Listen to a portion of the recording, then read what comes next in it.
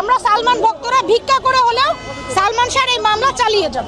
যারা সালমান শাহকে হত্যা করেছে, যারা এটাকে ধামাচাপা দিয়েছে, উপরের মহল থেকে করেছে, কারণ তখন তো ওই সময় আজিজ মোহাম্মদ ভাইয়ের নাম এসেছিল। এবং আপনারা রুবির লাইফটা দেখেননি, সামিরার পুরো ফ্যামিলি এটাতে ইনক্লুড।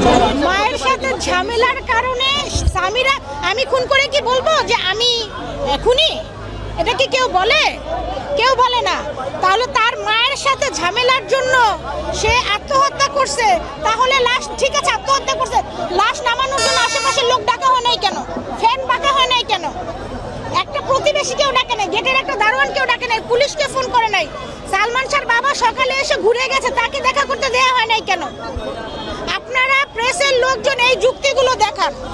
আর না হলে আমি ফেসবুক লাইভে যে ভালো করে প্রমাণ সহ ছবি দেখায়া আরেকবার এটা বিশ্লেষণ করে দিব। এবং আমরা সালমান শাহ ভক্তরা, যদি নীলা চৌধুরী মারাও যান, কেউ যদি এই মামলা না চালায়, আমরা সালমান ভক্তরা ভিক্ষা করে হলেও সালমান শাহর এই মামলা চালিয়ে যাব।